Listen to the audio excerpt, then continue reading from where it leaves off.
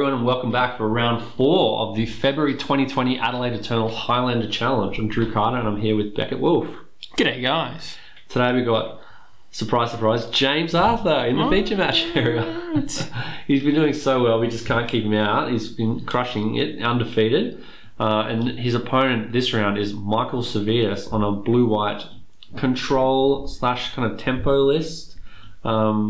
Let's have a look at Michael's list to see what he's rocking. Well, he's certainly in control because look at that amount of counter spells he's got in the far left there under interaction. You know, it's a really decent amount. I like miscalculation. You said you don't like it, but I think the point at which you're playing miscalc is the point where you're like saying, I want that one extra counter spell. So that's 12 counter spells. Yeah, it's a lot.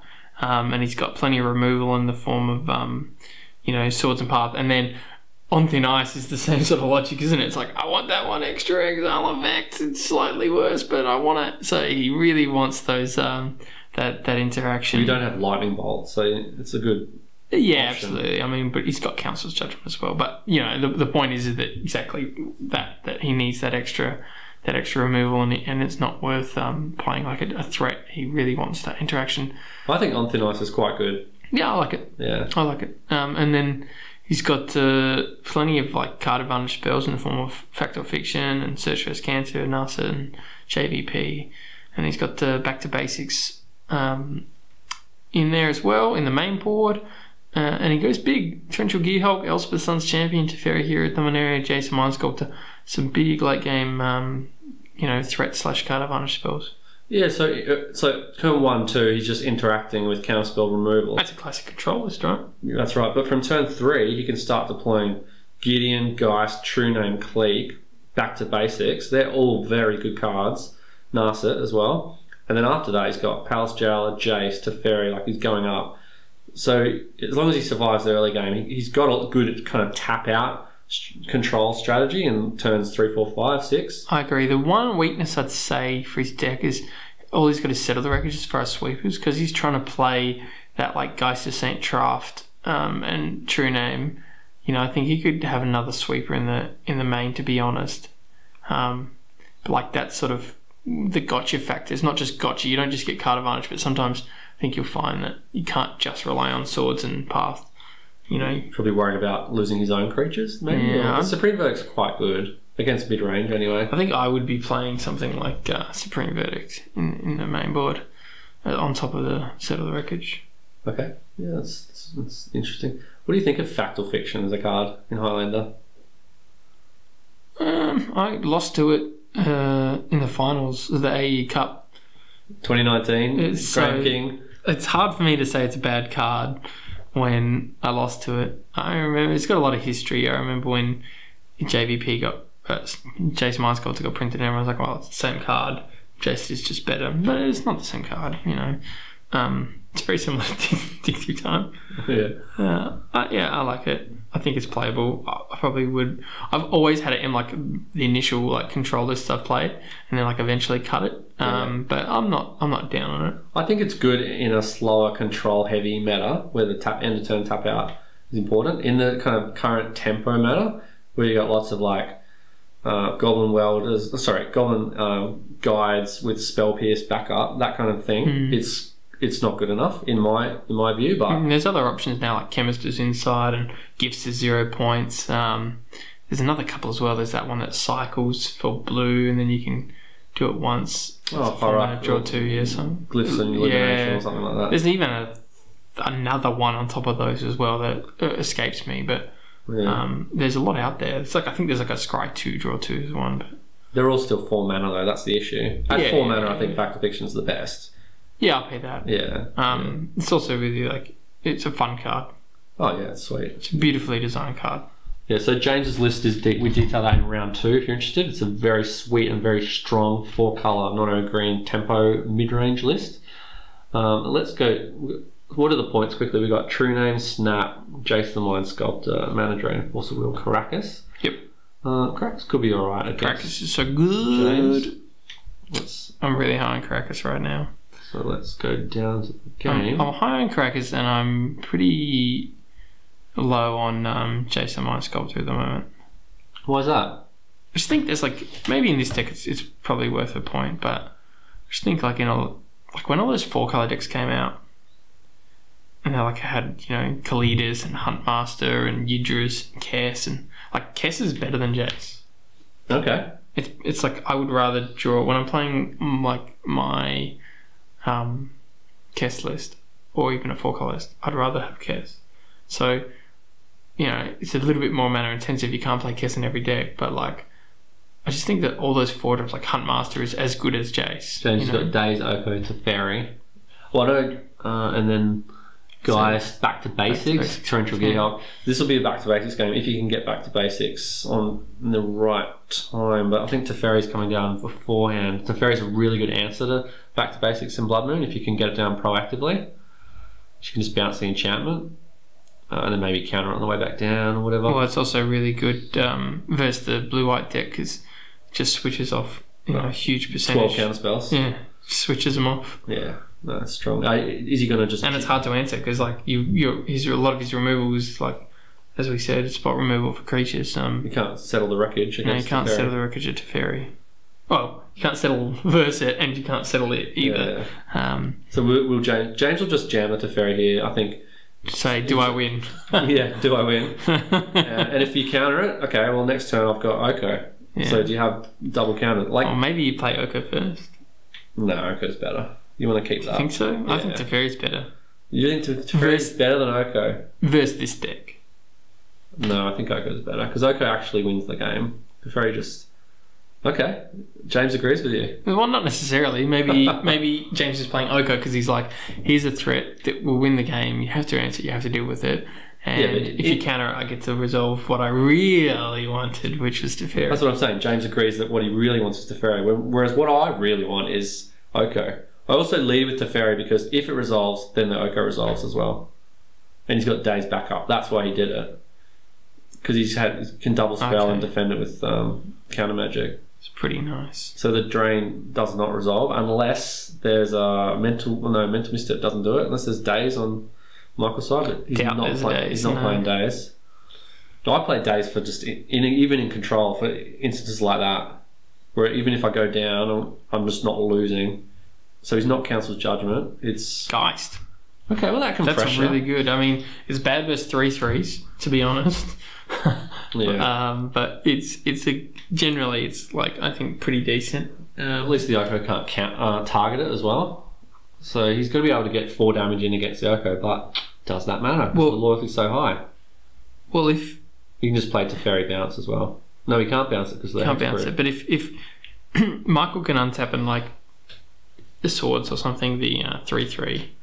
Then he can really... Gosh, Oko's already on 7. Isn't it crazy? I know, that's the problem. It's just crazy. Like the wrong numbers are on it. I mean, Geist Entranced reads like 3 mana for a 6/6, right? In some versions. In some versions. And even that's not enough to like kill the Oko. No, because of the loyalty, yeah. It's on 7. Now he's got another blocker in man. Yeah, well, the other problem with Geist is he's bad at blocking, so it's tough to race. With Geist, like he does a lot of damage, but if you're losing the race, he's not good. No. And against a deck like James's, he's going to be losing the race, isn't he? James seems to just get so many permanents out so quickly. If Michael can untap white mana Council's Judgment, the Oko, he can get back in the game. But if he can't do that, he's going to struggle. Yeah, I don't mind this path and then swing Oko.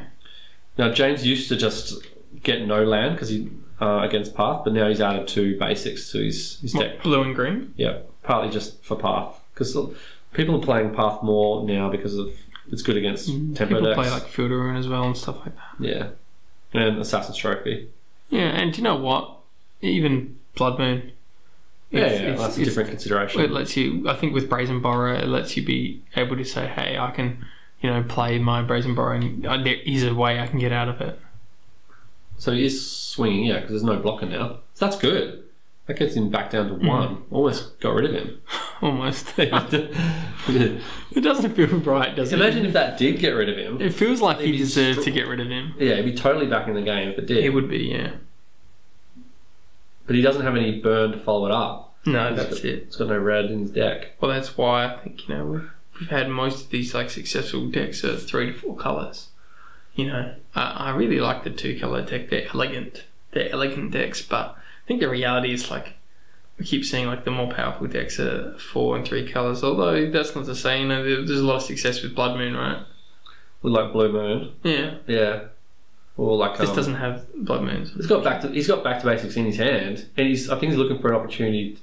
He could have got James last turn, but he preferred to path the. I think he's creature because he's never going to kill. He's never, because he's got Tundra, right? So he's probably never going to kill Oko if he back to basics there. Yeah, because the Mantis Rider's got Vigilance. So yeah, he can't ever swing into Oko until he's gotten rid of it. And then even then, it's only every second turn because Oko would create a 3/3, right? Yeah, I just think if he didn't, I think you're right. I think it's a very reasonable choice he made not to back to basics then, because he wanted to. You're right. Like he wanted to kill the Mantis Rider, not turn off his own Tundra, and he wanted to get 6 damage against Oko in the hope of killing it. I suppose though, if he just rips basic planes, yeah. Then he goes, I'm behind, I need to rip basic planes. If I rip basic planes here, then back to basics is really good, and then I'm like ahead. Yeah, but now the back to basics is doing nothing. Although, it could do something here, but Palace Jailer is just going to... Oh, Spellfierce back up. Yeah, it's brutal. And so that was just a value Palace Jailer as well. It wasn't taking out any creature. It was just giving him the Monarch. Yeah. Which I've never seen before. Yeah, well, it's been happening to me a lot more lately. People just casting just 4 mana and I get to draw every turn. And it's really, I mean, in this case, I don't know if I'd be casting it. James, you know, I'm not saying it's incorrect, but I've cast it into empty boards and been scared they're going to win it back. Yeah, well, you can win. But the reality is, like, you've got 2 attackers. That's true. Geist, of all of them, is quite a good one to do, especially because it's a flyer. But, you know, I'm always terrified of it. So but when you're on the other end of it, you're like, how am I ever going to get Monarch back? So if he swings now... He can get Monarch, yeah. Can he kill Oko, though? He could kill Oko, but he wouldn't. He has to choose between killing Oko and killing Monarch, and either of those ways, he loses Geist to a block on the Palace Jailer. Well, probably worth it. I would kill Oko in a heartbeat. But then keep in mind, if he gets Monarch back, I agree. Because if he gets Monarch back, well, James just gets back next turn anyway. Yeah, yeah. So, you know, getting Monarch back might not be like impossible task, but getting Monarch back and defending against a Monarch back again is really tough. That's Impulse. Is it? Yeah. It's a white border. It looks like a white border Treasure Cruise. Yeah, I thought it was Treasure Cruise. When he was drawing 3, I thought it was Treasure Cruise. So Impulse doesn't see a lot of play, but no, it doesn't. A little bit. I don't mind Impulse. I like it. So he's digging deep. Maybe he needs that 4th land. So he's seen what? Like 6, 7 cards this turn? He's drawn 2 of them. 2 of 7. He's just casting through time. 8. He's seen 8 cards. Yeah, yeah. Caracas. Geist is a legend. So you swing and then bounce Geist. That's nice. I like that. Or do you just... Yeah, you bounce it. Or do you just trade? Because trading doesn't give you the Monarch or anything. It's very mana intensive to bounce it, but I don't know. Maybe you do have to trade. Yeah, you're on 10, so the last relevant. You're not really going to recast it, are you? Recasting Geist here doesn't achieve anything. Not really. Man, Oko's strong, isn't he? He's a point. Yeah, well, I mean... This is post-pointing, so Stoneforge is not pointed, and Oko is pointed in this meta. Yeah, I know James thought Oko was better than Jason the Mind Sculptor, and he was happy to play it over that. So there, James is happy. He's got what he needed out of Oko. Absolutely. Soaked up a lot of damage. He's got a 3/3 and a food. He's up on exactly 2-turn clock. So this is where I think maybe he should have traded. Because if you cast Geist here, you're just going to be on chump block mode anyway. Yeah, I would have traded just because you're on 10 life. That's right. And then you get to... It's a clean enough trade, and then there's just a 3/3 left, and you can probably deal with that. You're buying yourself like 2 turns maybe, like in terms of just having a bit slower clock on James's part. But how scary is it now being like, there's lethal, there's Monarch. Oh, the Monarch's so hard to get if you're a control deck. You really need that Brazen Borrower or the Cleek. Now guys, it's just going to chump block. Cleek loses to the Crackers. Either James didn't see that or he just didn't care because he wants the info. Yeah, there's a 6-drop, back to basics, and a land. It's not going to do it. Yeah. So we got tempoed out. So that's where you get the 6 drops aren't fast enough. And Oko's just super strong. Oko Teferi combination just took over the game. Alright, so let's see what Michael can do about that in the sideboard. Well, I like timely reinforcements. Yep, good life gain, good blockers for your own planeswalkers. You're always going to be down on life, always going to be down on creatures, basically. Alright, so Monastery Mentor is a good card. I'd consider bringing that in. It's very mana intensive though. It's like you can cast it on turn 3, but it's more like a 4-drop, right? Yeah, I mean it's turn 3 if you've got Gush and other free spells, but yeah, later it is a bit of a late game card. Gainsay counters blue cards, probably wouldn't bring that. Shackles I would bring in, just hoping to stabilise. I would actually myself bring Flusterstorm in because I want my removal spells to resolve, although I think James thinks that's incorrect. Negate, probably not. I'd definitely bring in Blue Elemental Blast. I'd bring in Dispel again to resolve my removal. Or even just Dispel allows you to go cheaper, doesn't it? I just want to be cheap and I want to be able to fight on the stack. Take out a Torrential Gearhulk, put in a Dispel and... Yeah, I'd play Celestial Purge too. He's got what red permits does he have? He's got Ren 6, he's got Bone Crusher Giant and the Glory Bringer. It's a bit iffy, but yeah, just bring in the cheap interaction. I think Timely is going to be the big one. Yeah. I'm surprised he doesn't even have a sweeper in the sideboard. Like no Supreme Verdict in the board. Well, we don't have a lot of... It's really good versus James. It's perfect versus James, right? Spring Verdict's good because you can't counter it. Yeah, I mean, it's a creature deck that plays counterspells. And it does commit to the board. It's not like it's not like Rug Life where you just write a single threat, protect the queen to victory. That's right. James is to be fair, Michael didn't know he was going to play against James, but still, I think I would have had another sweeper in the board at the very least. We don't have a lot of go wide aggro in Adelaide, so that's why the sweepers aren't mandatory. But there are a lot of true names, and it's always good versus true name. Yeah, and they're good versus mid range with elves and stuff like that. So what's James going to do for his part? Let's have a look at his sideboard. Veil Summer. Yep. Titania could come in. It might be a thing where James wants to stay aggro and get in. Doesn't want to go, I've got my 5-drop versus your 5-drop because he just knows he's going to lose. Maybe he wants to kill before, but Titania could be an option. Yeah, he wouldn't want to drag the game out too much seeing those 2 6-drops on the other side, but is he maybe going to assume the game is going to go late no matter what? Yeah, I mean, you have to assume that your opponent's bringing in effective and cheap interaction, which will drag the game out. When I was playing like a tempo aggro list, I had to assume that the game was going to go longer. So my burn spells got better because I needed that kind of Lava Spike reach post-stabilization. But maybe James will probably just bring in Val Summer and 2 Rebs. Yeah, the Rebs are huge, aren't they? Oh, he's brought in Cindervines as well. Oh yeah, I like Cindervines. You get to ping.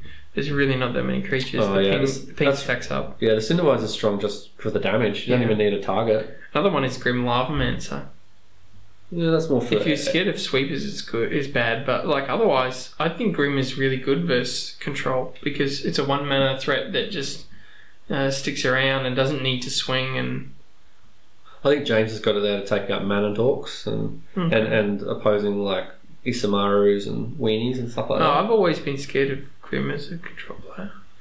I'm not scared, but I've always respected it because it's just reach, like just recurring. It's a 1-minute recurring damage. Yeah, but it's easy to kill. Kind of like an Anchor of Mishra. Yeah, I suppose, but you don't want to be path to exiling a Grim. No, but you can get it with Electrolyze and Fire Ice and things like that.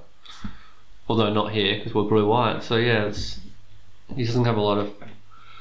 Again, back to back Spell Pierce, 3 lands, Spell Snare, Mentor. That's a good hand. 3 mana, 2 3-drops, and 2 bits of interaction. He's got Goyf. James has got Goyf and a 2-mana counterspell and Palace Jowler and some lands. To be fair though, I think that's one of the differences though. Is like, James's threats are cheap, and Michael's threats here are like 3 mana. Well, James's threats are... It's hard for Michael to go, he needs to hit 4, right? Because he needs to go back to basics with Spell Pierce back up. Or Monastery Mentor with Snare/Spell Pierce back up. So he doesn't really want to deploy at turn 3, and he's not doing anything for the first couple of turns otherwise. Or Snare. Yeah, that's a good snare target. It's a very good snare target. And especially if he gets dazed. He's got Pierce back up. I wouldn't get dazed, sorry, but if he gets misstepped or something. Yeah, he's got the spell pierce back up.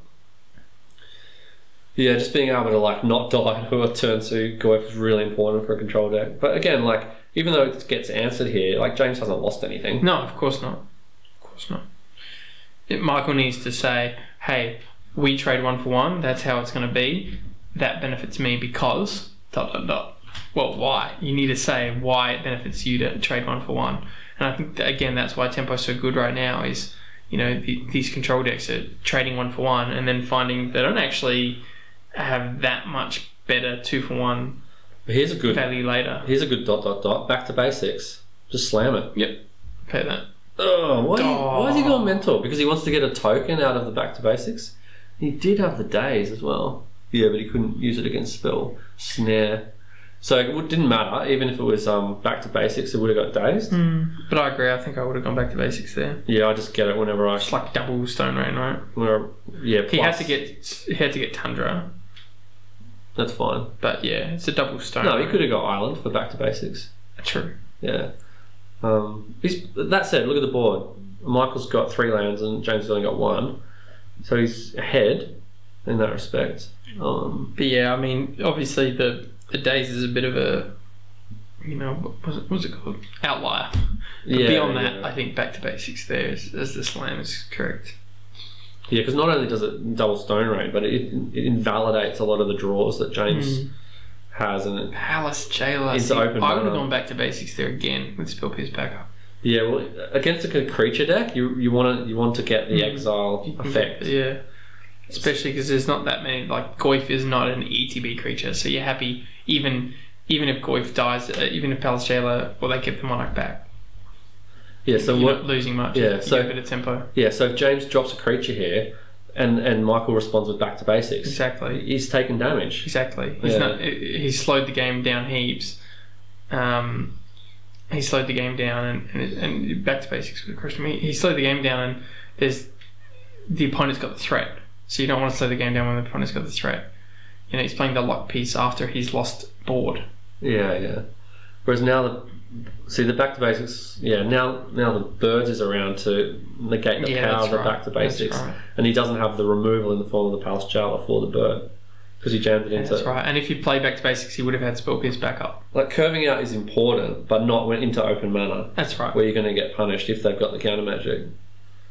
Well, I would have seen having 4 mana to go back to basics with a counter backup as a perfect use of curving mana. Yeah. Even if you got to give up a turn but yeah, he could play something different. Anyway, he's got a JVP now, which is a good card. He could represents the Planeswalker next turn when it can flip. And James has not applied pressure in terms of the life totals at this point. But here we have something big. Oh, that's a good card. And he's got Spell Pierce, but it's not valid against the creature. So he's going to lose his JVP.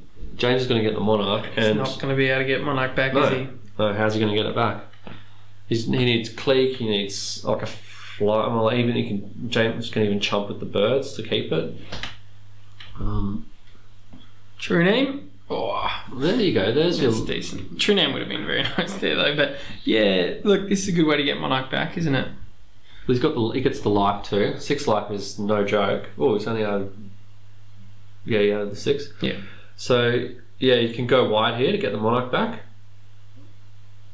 But James is going to be able to get it back. Exactly, and you know, James has already drawn 2 of Monarch, 1 for last turn, he's going to draw 1 this turn. But if Michael gets the Monarch back, he'll get his JVP back, and then that can then cast Timely again. That's true. So he'll get... But he might not get anything out of that Timely because he's going to have more life and more creatures. I think that's looking a bit too far in the future, true. But certainly, if he gets the JVP... Certainly, I think going wide to get Monarch and get JVP back, even if you lose it... Questing Beast. So, yeah, it cannot be blocked. No. It has Vigilance on the defense. Yeah, that's right. So now you lose 2 soldiers just to get Monarch. Yeah, and then you will lose it again. Yeah. But I'd do it. I would do it to get the JVP. Exactly. Because if you rip like a Swords of Ashes... No, he hasn't done it. Yeah, I would. You're so far behind, you just need the JVP. You can't block Questing Beast anyway, so what are your 1/1s doing? I would just get it, get a draw, and get JVP. Yeah, because if you JVP, well, yeah, JVP for double like swords to plowshares can get you back in the game. If you draw the swords, that's Celestial Colonnade down the bottom. But yeah, if you look at the boards, it's just lots of colours, lots of permanents, lots of cards on James's side, and just a little bit less of everything on Michael's side. Bone Crusher end of turn for 2 damage. It's going to give him another option to get a creature, go wide, keep the Monarch. And this is largely, you know, whatever trading now. So it's like what I said before. Michael's trading 1 for 1, you know, but ... What do you get out of that? You need to be able to establish that you get something, and he's not. You know, it's exactly what I said. Like, James is the one getting value every turn. Every time they trade 1 for 1, James is ahead because he's getting this Monarch trigger. Yeah, which is like active Library of Alexandria. Yeah, it is. And, you know, Michael needs to say, if I'm going to do 1 for 1 spells, I need to establish when I get my 2 for 1. And I think sweepers do that. And I think big tap out spells like Sphinx's Rev or like, you know, Torrential Gearhulk do that. What about Moat? Oh, it's a different type of card. It's an exception. It's not. It could be. It's good, not though. a card advantage card. It's a lock piece, right? It's like a prison sort of card.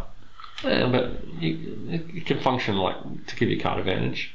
But yeah, it's a different type of card. So James has Snapcaster, which is extremely powerful and flexible at And this does point. Michael still have Spell Pierce in his hand? I think He so. doesn't cast it. Yeah. No, because there's a lot of creatures. Yeah, there's a lot of mana now as well. But I think you do need Spell Pierce against James. Absolutely. He just lost to Oko. It's good. I think I was just more referring to, like, I would be, instead of casting 4-drop, I would be casting 3-drop Spell Pierce back up. Yeah, yeah. So yeah, being in the commanding board position with snapping in your hand to like snap back your counterspell is a really good feeling. He's just leveling up now. But he's leveling up conservatively. He knows he doesn't need Hexdrinker to be hexproof. He just needs to counter whatever comes down here. He needs to counter basically Day of Judgment. And this is what I mean. How good would Supreme Verdict be? Yeah. If he'd gotten back the Monarch and the JVP at one point, JVP was able to go like flip. It's a Planeswalker Verdict. Yeah, that would have been great. And then you could have bounced back trying to reinforcements later on. Well, what have the soldiers being blockers achieved? Nothing, yeah. Well, they've slowed down the clock a tiny bit. Slightly. Yeah. Well, But again, James is happy to slow down the clock because he's getting card advantage every turn. Yep. So what does slowing down the clock achieve? You can watch die in slow motion. Die in slow motion. Oh, I don't know. But slightly more brutal. Yeah. James gets to enjoy being in a winning position for longer. It is a good feeling, although you can also get stressed when you're like so far ahead. You're like, now I really, really, really don't deserve to lose this. And you can start to be like overly conservative or something like that. And yeah. I don't think James is doing that here at all. He's got quite the board, but you know, it's like tension, you know, you like... You get frustrated because you should have won or you should be winning. Or you're just like trying to think of every tiny little possible whatever way you could lose. And you get in your head. You overthink it. Yeah. But yeah, like... This is an example of where like mid-range can outgrind the control deck as well. Like but it's had the tempo as well. So there's a chump block on the 4/4 Hexdrinker. Down to 3. See, and James is not swinging Palace Trailer because he doesn't want to lose Monarch back. He's respecting the JVP because he respects like a sweeper or something. Yeah, JVP is a powerful card.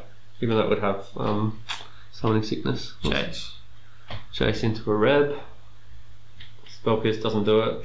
So we had 6 draw. Back to basics stuck in hand again. Yeah. Against a 4-colour deck. And Spell Pierce, yeah. Just the way kind of the to and fro went, and the choices that were made. Just James.